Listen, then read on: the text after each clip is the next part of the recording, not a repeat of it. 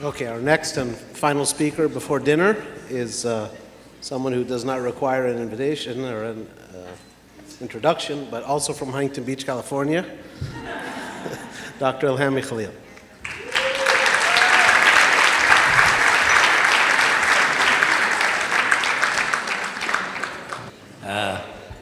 My son, Michael, said, "Dad, be brief."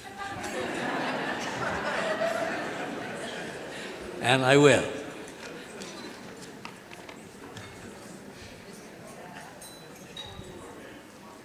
Your Eminence,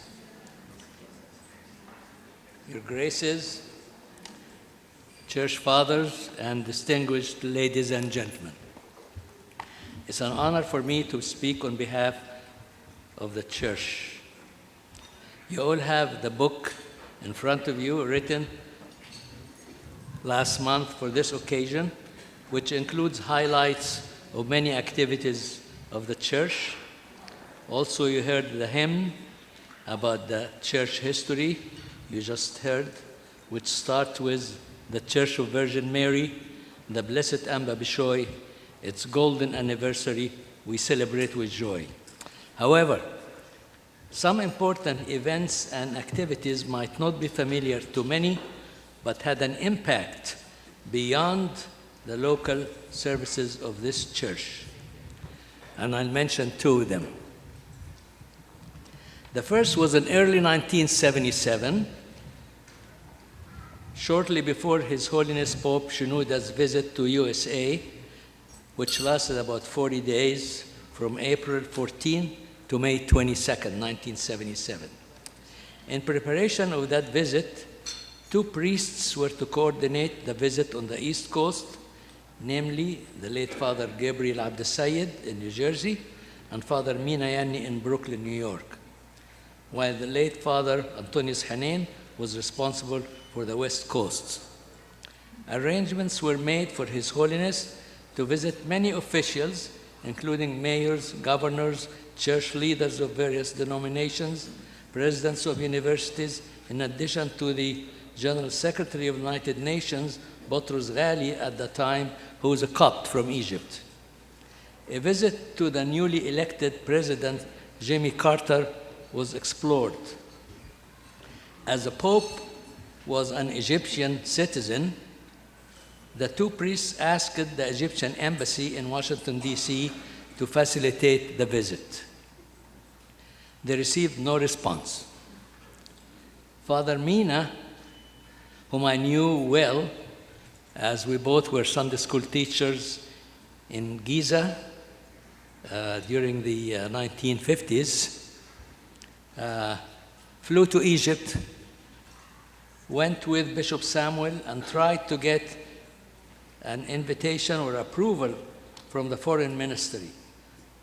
They were told that such a visit to President Carter by the Pope was inadvisable because President Sadat was to visit President Carter in March, and a visit of the Pope in April would put him at the same level as the Egyptian president, and at that time there was major tension between the president and the Pope.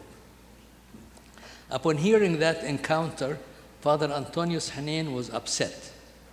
He had connections with a Coptic businessman in the suburbs of Washington, D.C.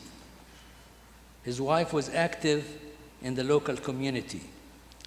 And through her, and because President Carter was a Sunday school teacher himself, the visit was approved to be 25 minutes on April 20, 1977 at the White House.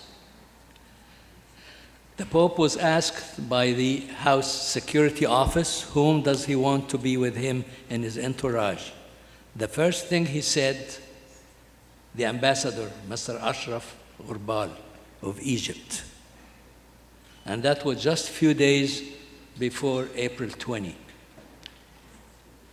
It went very well and was published in great details in Al Karaza magazine in issue number 17 and issue number 18 in May 1977, and later on in the book that was published by Father Gabriel Abdel-Sayed.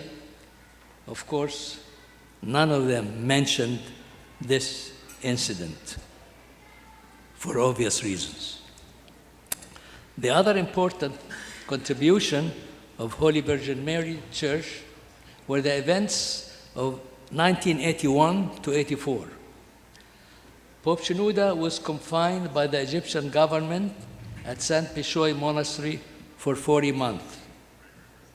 On that fateful day, September 5th, 1981, President Sadat ordered the arrest of 8 Coptic bishops, 24 priests, and 70 Coptic laymen. He also withdrew the recognition of his Pope Shenoudas as the head of the Coptic Church and appointed 5 well-respected bishops to run the church. All the Copts in Egypt and around the world were shocked. Those in Egypt could not publicly raise their voices. In the United States, however, they did. But the leaders, the priests, were divided, not related to the Pope, but to the Committee of 5. Some of them wanted to accept the Committee of 5 for a short period, thinking that His Holiness would be back in a short period, especially after the assassination of President Sadat. However, 3 priests objected and did not accept any such activity by anybody other than His Holiness. And these were Father Antonius Hanin, Father Ibrahim Aziz, and Father Morrison Esquiti from Houston, Texas. The Bishops' Committee was furious. They tried to dismiss those 3 priests from their posts. The Congregation of Holy Virgin Mary and St. George Church declared that the committee had no authority to do so. However, the Congregation of St. Mark Church in Houston was divided even before that time. So some objected, but some accepted the priest that was appointed by the Bishops' Committee. Tension there escalated and reached the court. The judge held a session on May 17, 1982, to see which priests should be in charge of the church. He asked that, by the way, Father Antonius and Father Ibrahim Aziz went to that session in court. The judge asked both sides to send him official letters to support their claim of authority. On June 20, 1982, a letter arrived from the Bishops' Committee with the seal of the Egyptian Foreign Ministry. However, the letter written by hand by Pope Shenouda took time to be smuggled to America, and it arrived in July. The judge ruled on July 29, 1982, in favor of the Pope. This was a legal precedent as to the hierarchical, pyramidal system of the Coptic Church in America. Thanks to the 2 priests and support of their congregation during that stormy period, we also, at all the churches, wrote hundreds of letters to the congressmen, senators, White House, United Nations, various churches, as well as organizations for human rights around the United States. So Holy Virgin Mary has taken a leading role in many things. I'm only going to say a few words, and this includes the translation of the liturgy, the Book of Kiak, the Book of Pascha, and many others. Many of the hymns we wrote in English have been published by St. Mark Church in Chicago in 1990, and later by the Diocese of Southern United States in their book called Melodies of the Distribution of the Holy Mysteries, published in 2009. Also, the graduation ceremony started in 1987, senior citizens meeting in 1990, and other churches followed.